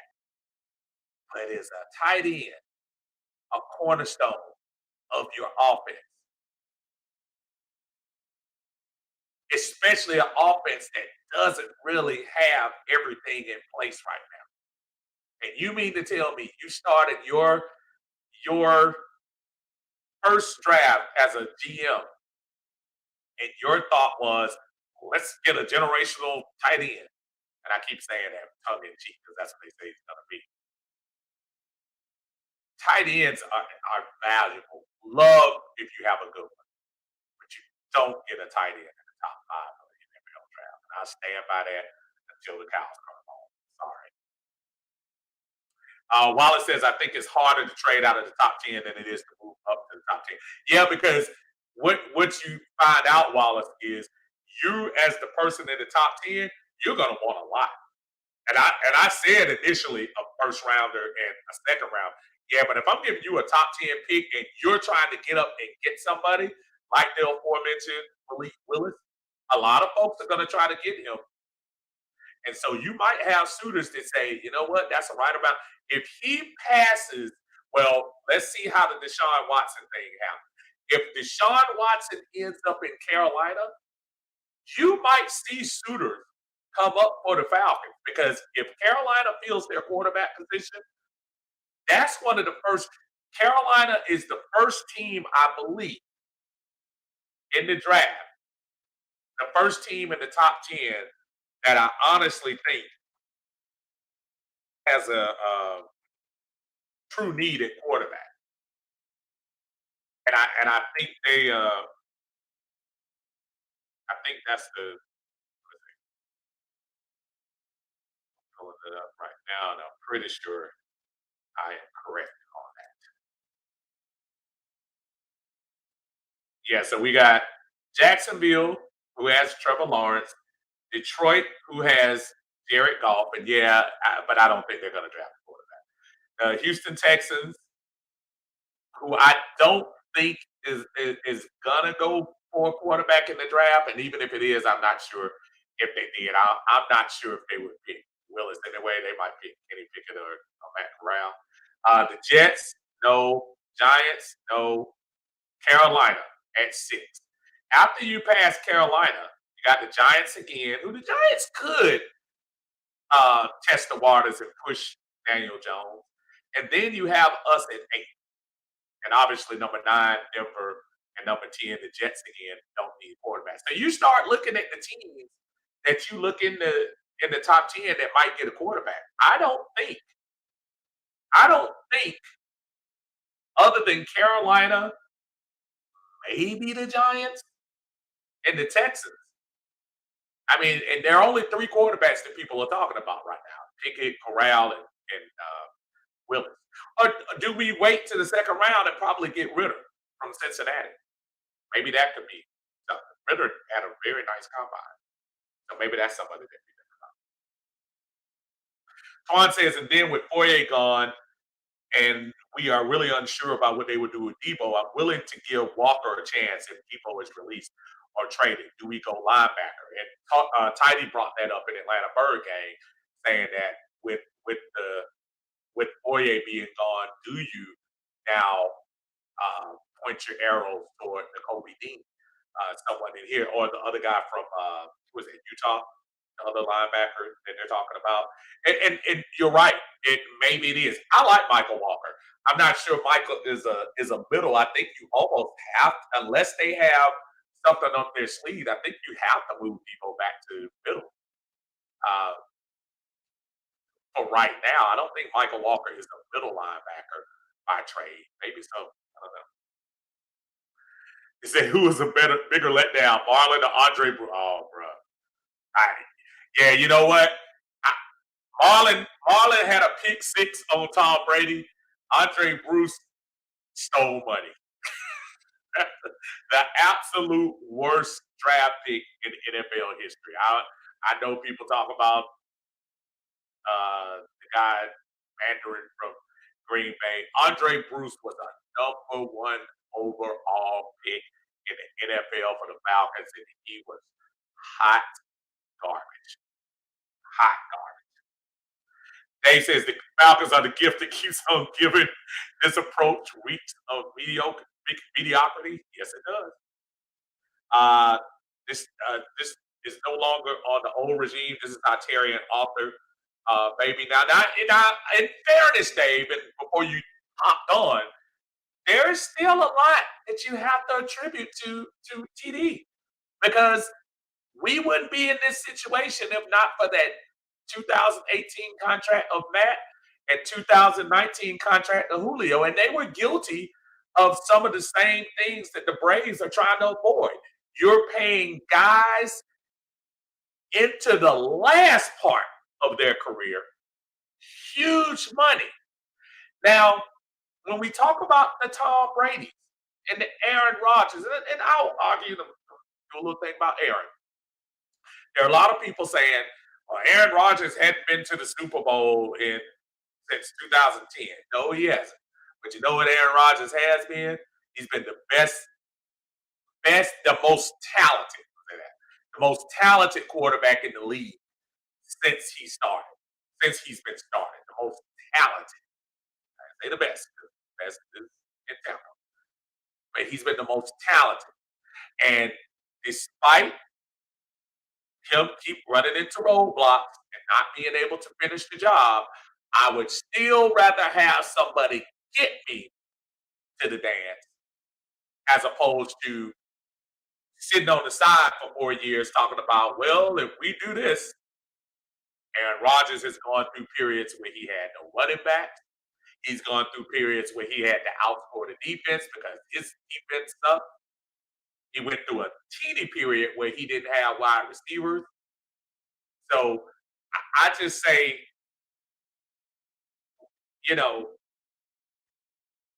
that's an investment that you make for a quarterback of his age because he's still playing on a high level and bringing his team up to a high level. With Matt, we paid all that money, and now, folks, I'm gonna tell you right now, if we were winning, and this is the third straight year we were winning, we were in the playoffs and maybe lost in the division round 2 years in a row or something like that. I'm not telling you there still wouldn't be detractions, but I would say that you wouldn't have such a negative vibe about Matt Ryan. Winning cures all.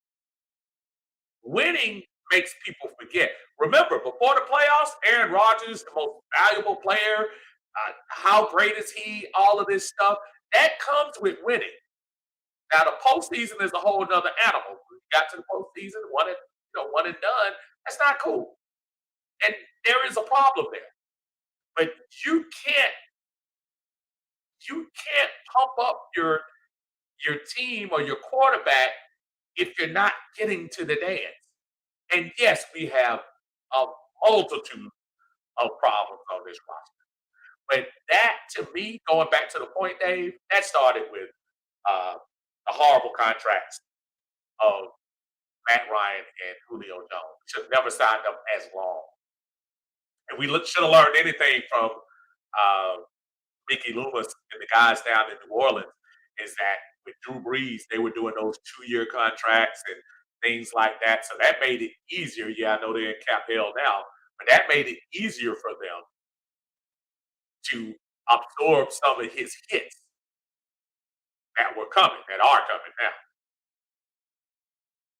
Uh, Anthony says, "What's up, Steve? Why are they so afraid of drafting a quarterback? Why not at least have someone who could challenge the position? I just don't get being satisfied with the same." Anthony, what's going on, brother? Here's the thing, Anthony. If you listen to the dirt sheets and the folks behind the Wizards curtain, they say that they wanted to get Trey Lance, and when Trey Lance wasn't there, that it was the next best option as far as a player, not quarterback. So obviously, there must not have been a lot of trust in Justin Fields. Uh, we will see a month from now whether they go in that direction. Listen, the way Matt's contract is structured, it's structured in a way that we can kind of walk away next year. We'll take a hit, but it won't be the enormous hit that we would have taken this year. So those 2 second-round picks, let's see how that ends up playing out. I think I think at the end of the day, I think that's gonna be very important to see. Dave said, aside of Matt Ryan, Kirk Cousins has to be the best pitch for quarterback in NFL history. $35 million, Kirk Cousins. But you know, say what you want to say. Right now, a serviceable quarterback, that's probably the going rate. The going rate for a top 50% quarterback, and Kirk Cousins is top half, is about 30 to $35 million. I know we look at it and we say, ugh, we say, ah, but that's the going rate. Oh, wait till these young boys. Oh, wait till Burrows is up. Wait till Lamar signs his deal. Wait till Kyler Murray gets his. I mean, we complain, and remember how we complained 3 years ago about Matt's contract, and Matt now I think is out of the top 10 as far as top 10 paid quarterback. It's gonna change. But Kirk Cousins, yeah, very lucky, very lucky. Rusty says, I want a right tackle or defensive line with that number 8 pick after the Matt Ryan contract restructure. I've come to the conclusion this dude is going to be on the Falcon as long as Arthur Blank is alive. So, like DQ said, let's embrace the stuff and build the trenches. I like to embrace the stuff thing. I know people don't want any remnants of Dan Quinn, but I love that. Jack Doe, what's going on, brother? And I'm looking at this right now. They're saying he's saying Jarvis Landry is signing with the Saints. Okay, but I am waiting for that to hit. Looking at some things. So hey, that'll be interesting to see what happens. Trying to see. I don't see it at the moment, but I trust your judgment. So we'll see if he does sign with the Saints. That's hey, maybe they're trying to set it up for Deshaun to come there, show him they got another receiver on the other side of Michael Thomas. Rusty says no to N'Kobe at 8. We need a pass rush more than a linebacker. That is interesting. Do you think Seattle gets a quarterback? I thought they got the Broncos pick. They do have the Broncos pick. Seattle is still in the running, even though I know they're saying the Saints and the Panthers are in the lead as far as getting Deshaun Watson. But listen, Texans aren't stupid. They see those picks that Seattle has up there, and I'm pretty sure that Houston wants a bunch back. And yeah, that's a good team to go to. Anthony says Bruce Pickens at quarterback was hot garbage. It's Nebraska, right? Bruce Pickens. Oh, going down the road. Add Parade Jerry to that list. And a lot of people like Bobby Butler. I didn't think Bobby Butler was that great. I think he was okay. But big time, big time. Gregory, what's going on? Said damn Jacksonville got the big O. The nature of the business killing me this offseason. And the thing is, Gregory, they had the money. They had the money. If you have the money, you can make. Look at those moves that Jacksonville is doing. And I'm going to that. I'm going to this instead of keep going. Look at the moves Jacksonville has have been able to do because they have money. They have. Okay, hold on a second. Look that up because I mean that's how you that's how you do it. You free up the money. Jacksonville so far, Christian Kirk, 4 years, $72 million. Evan Ingram, 1 year deal. Cam Robinson got the franchise tag, which is a little bit of a surprise. Brandon Sheff, free agent deal with Jacksonville. Tyler Shatney, re-signed. He's a re-sign. So I'm not gonna say re-sign, folks. And Foye, 3 years, $45 million. 28 million of that is guaranteed. So if you have the money, man, you can do business. You have the money, you can do business. Hey, Uncle Steve, how can I find Tiny's? Tiny's on Facebook. I simulcast inside Atlanta Bird Gang, and hey, if you want to send a request in Atlanta Bird Gang, feel free to shoot it to me, and I'll get that to you. He's one of the admins in the Atlanta Bird Gang and keeps that stuff rolling. So uh, good stuff from him. So yeah, just shoot me something and I'll get that to you. Rusty says Gardner is 6'8". I'm sorry, 6'3", and has a 70-inch wingspan. I would take him at number 8 too.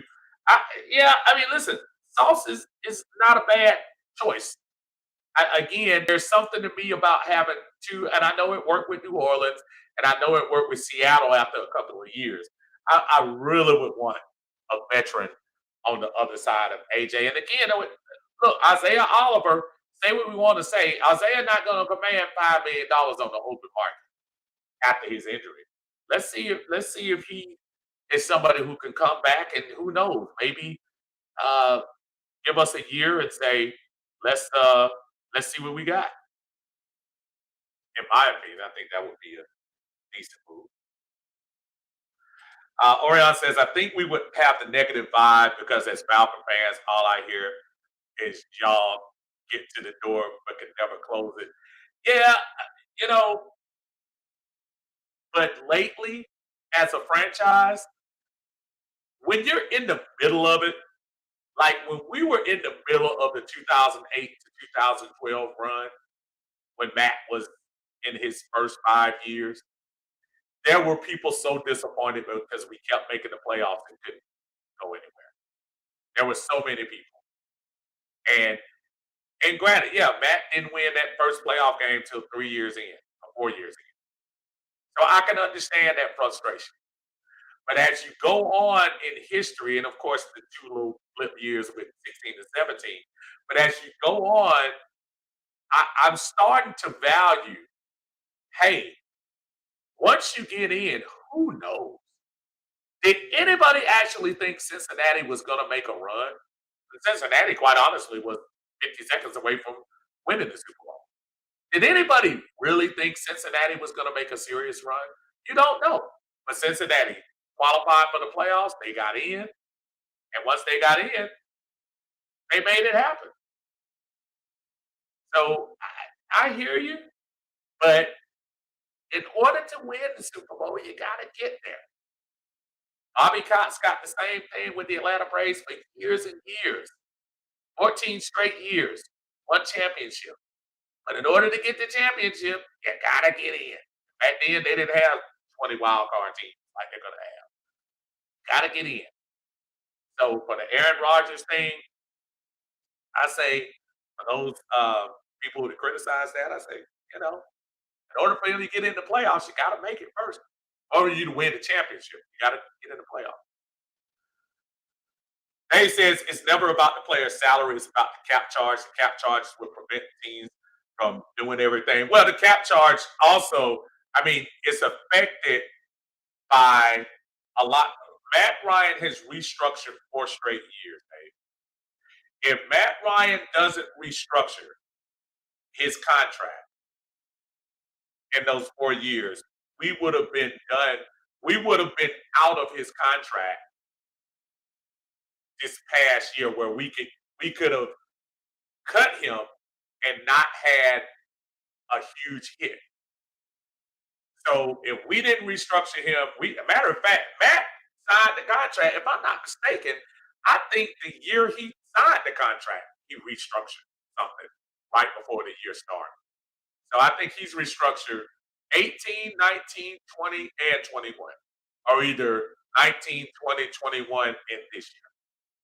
So I hear you on the cap charge, but the cap charge doesn't take that much of a hit if you don't keep taking some of the roster money and turning it into bonus money and spreading that along. So, in other words, I'll put it like this: when Matt probably first signed that contract, his last year was probably somewhere around 40 something $1 million, I'm sure, or either high 30s, whatever it was. With every restructure, $10 million, say, example, say he was getting a salary for $18 million, and he takes 10 million of that money. They take that, convert it into a bonus, and then spread it down the length of the contract. And I'm pretty sure they probably spread it to where the last year gets the biggest charge. So you can still use your cap room. That's what kills us. Yeah, the cap charge kills us, but the restructuring to invent the large cap charge is what's going on.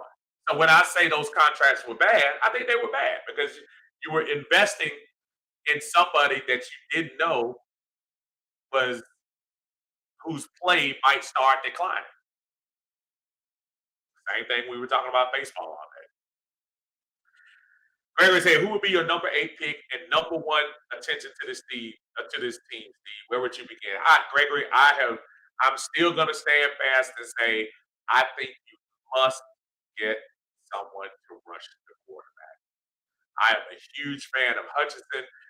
Despite some of the rumors about his motor, I'm a fan of Thibodeau. I think you need to get someone to rush the quarterback on the other team. The last 3 to 4 years, we have been sitting watching.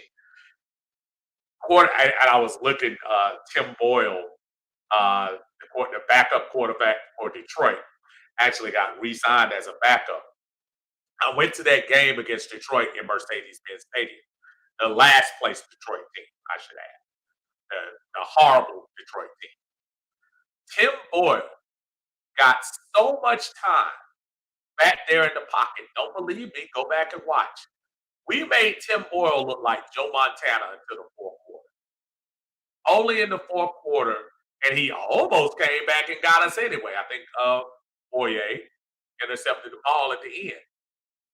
But Tim Boyle was going up and down on our defense. And one of the reasons why, because we couldn't get to him.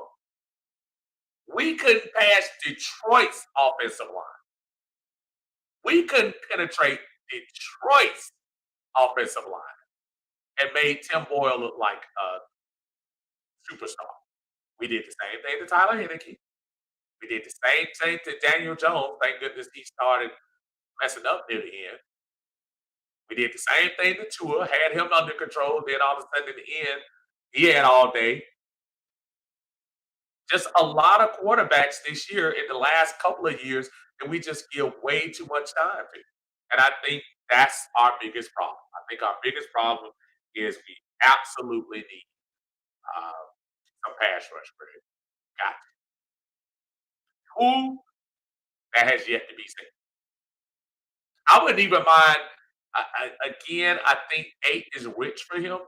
If Jordan Davis was available and I saw every potential pass rusher gone, I wouldn't even mind him. I really wouldn't. Wesley says Oliver would be fine if they stopped playing him out of position. He is a press man corner, not this zone garbage Atlanta likes to get shredded with. Well, now that you've seen the improvement so much in AJ, maybe that's something that they try. I don't know. Maybe they try to improve that and change the scheme. But right now, again, Dean Pease said it as much.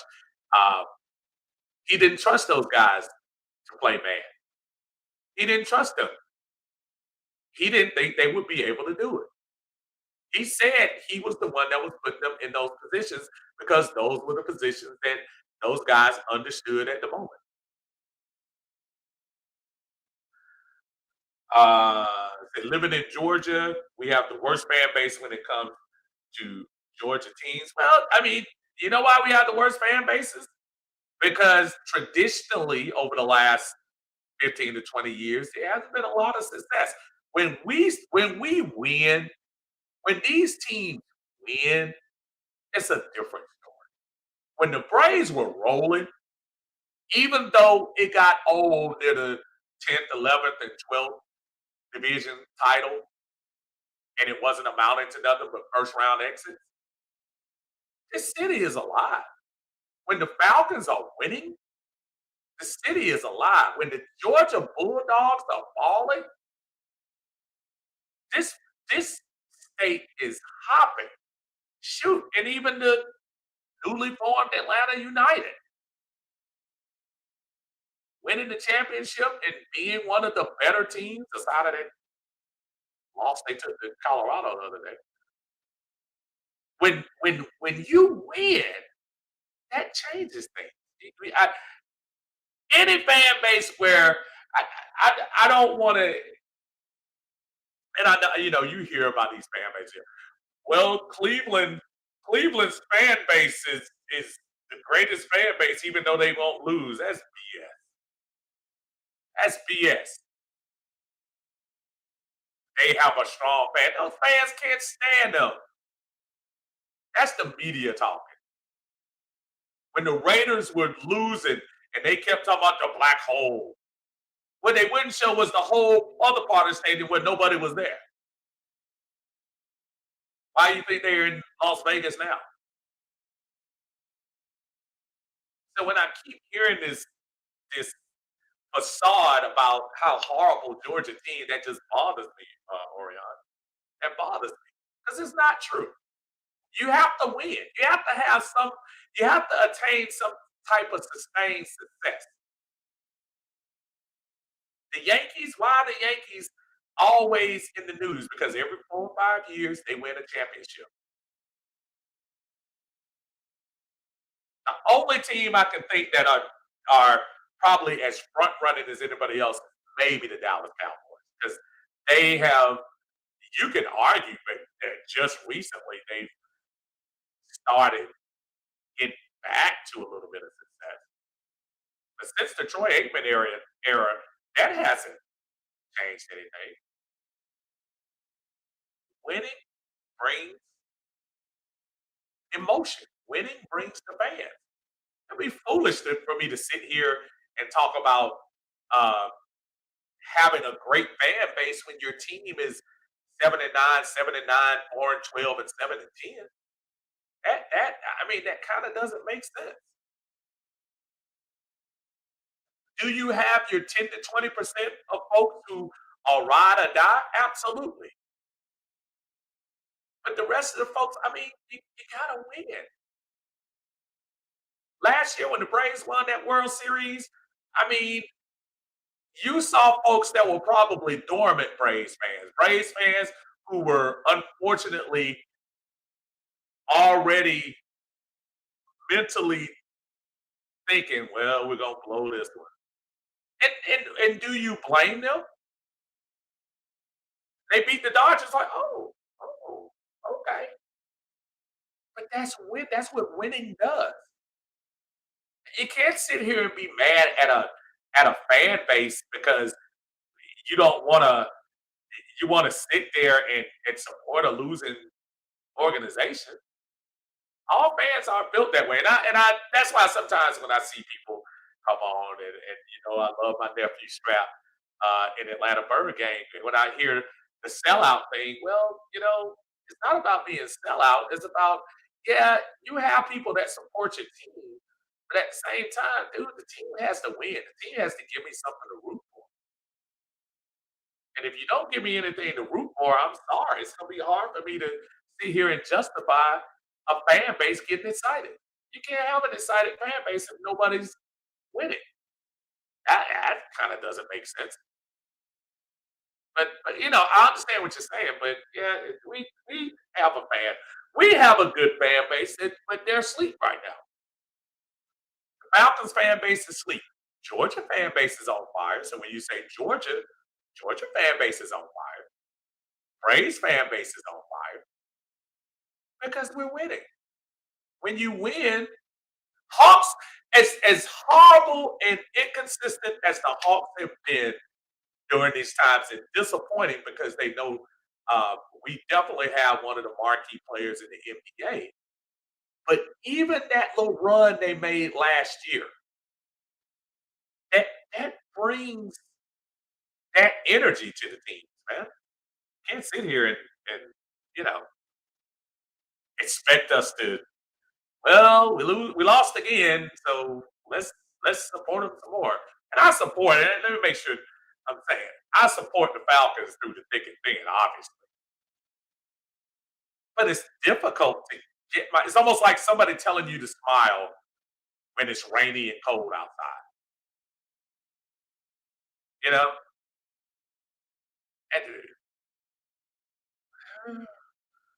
rise up. Not gonna do it. Gregory says, "Who can fill Poirier's gap?" I don't know. I think they're gonna move. I think they would move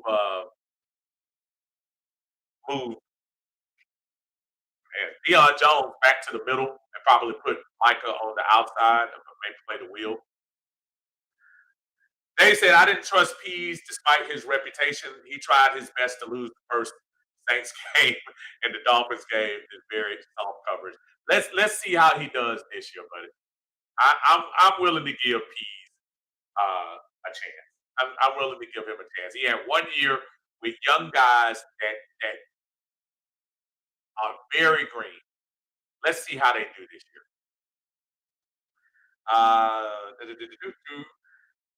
Orion says that's when the bandwagons come out and support.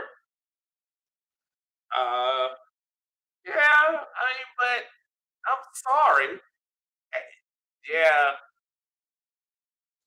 again, the only fan bases that I look at that I see win, lose, or draw all the time are Dallas, maybe Pittsburgh, maybe Pittsburgh. Other than that, it's a lot of front running franchise fans, a lot of 'em. Anthony says, shoot, man, winning just feels good and changes everything. I miss being able to trash talk. Listen, that's one of the great things. As a fan, to know that every last year we won was it one home game? I think Detroit was Detroit the only home game we won? Let me see. I think it was Detroit. I mean, that London game counted as a home game. I think Detroit was the only home game we won last year, if I'm not mistaken. My memory is losing. But again, yeah, winning cures all, man. Orion says we only get that love when we're winning. If you are a fan, you're a fan, win, lose, or draw. And then also says, so we had a losing season with the Falcons, but you're still a Falcon fan. If you're not with us when our tongue is in the dirt, then don't come be with us when we're on the top. Now, I understand where you're coming from. You're a different breed, and look, I'm a different breed. We sit here and we talk about the Falcons and what they're going to do and everything like that. Look, everybody doesn't rock like that. That's just how it is. I I don't like the fact in 2016 that folks from the outside were all of a sudden rising up and talking brotherhood and doing all of that either. I was there in that Georgia Dome when it used to be just as empty as Mercedes is now. I understand that feeling when people are invading your space, are coming in, that want to look good at the most popular place more than anything else. We I we always wax poetic about it. I talk about it quite a bit. That 16 run when we had the two home games there against Seattle and Green Bay. And really, if you can go back to 2012, and I wasn't at the Seattle game, but I was at the Frisco NFC Championship game. The vibe and the atmosphere in that Georgia Dome was so overwhelming and so great. And you weren't getting that when the Falcons were in their little spin and stuff like that. But that comes along with the territory. We were talking about it earlier about Aaron Rodgers getting the big contract because he at least keeps the team in the game. That's why Lambeau Field is so crowded. That's why the folks have hope. He lets them down, but the people have hope at least. It's kind of hard. I understand people want to get territorial about their fandom. Sometimes I get like that, but for the most part, I don't blame anybody but the organization. The organization had. Remember when the Braves were going through their 14 years of winning? Prior to that 1991 season, the only reason the Braves were America's team because they were on TBS. TBS was all over, and you used to see locally a lot of Braves fans. But man, when they start making their run, I mean, there were people all over the nation that were Braves fans because we were winning. And when you win, you you and when you win for a long time, there are probably still fans because of that 91 to 2005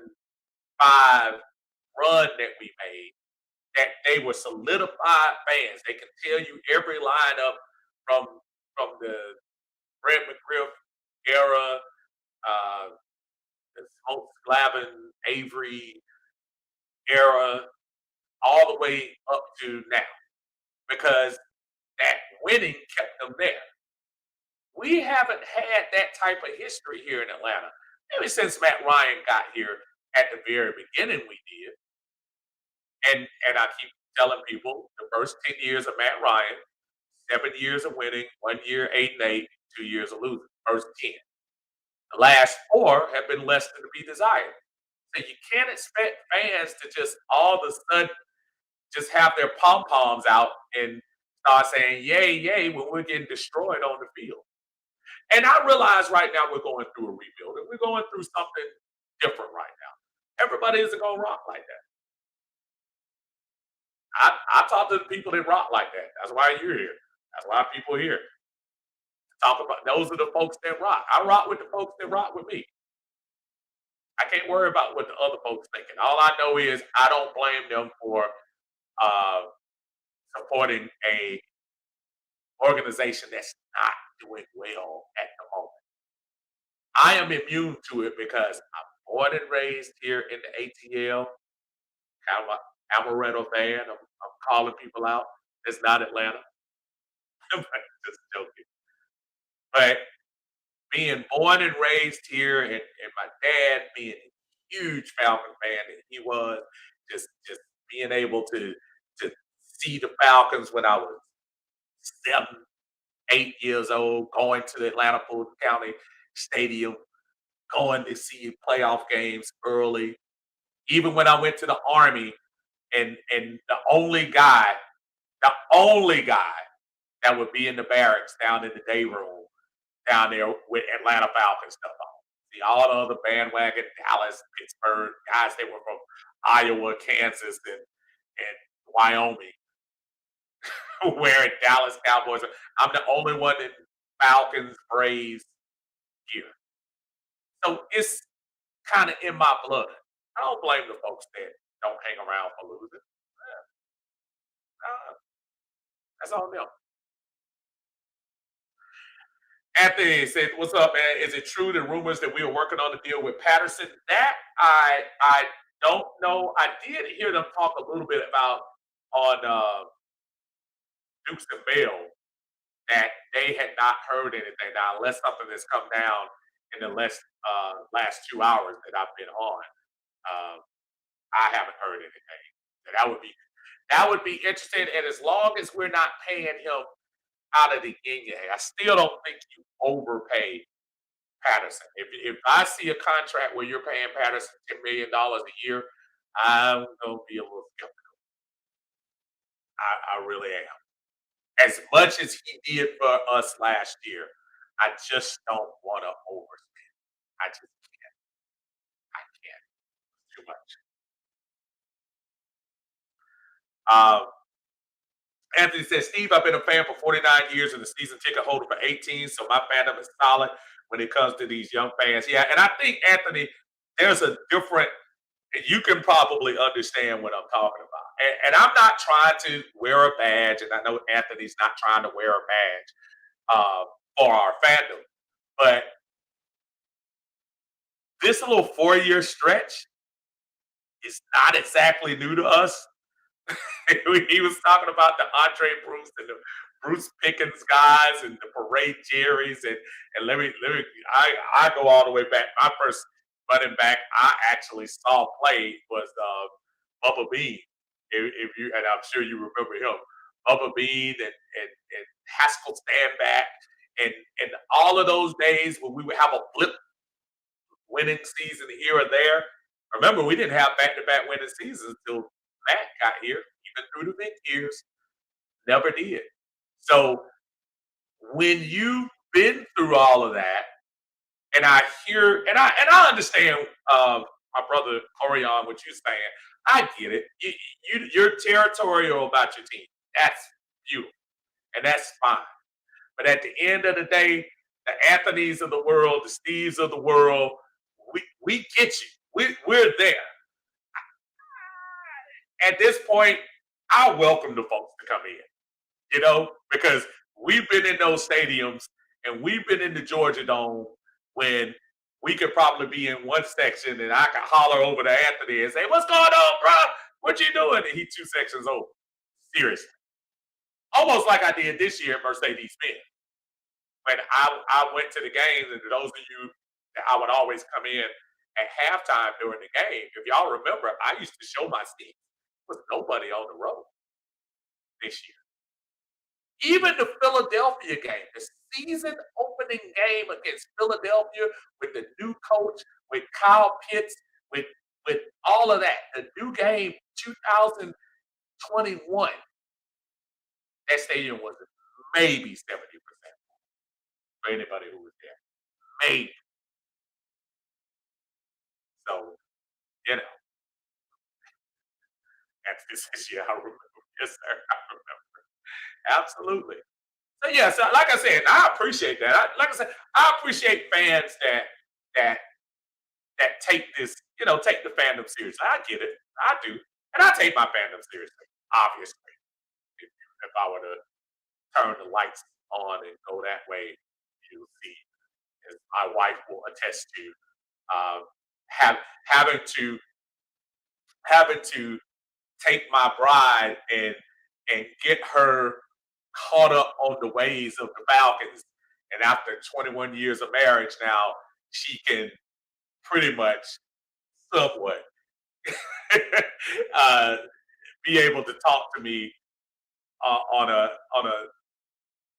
basis of what's going on with the Falcons and all of that. That's the kind of fandom that I'm kind of into. If everybody isn't there, with pogo sticks and stuff, I'm like, yeah. Rusty says, I think a guy like Terry, who talks about drafting the right guy, passes on Thibodeau because of the motor issues. Not saying he's right or wrong, just my 2 cents. And I think Thibodeau came out on an ESPN interview and talked about that. See if you can find that. He was on ESPN where he was saying the folks were questioning his motor about that.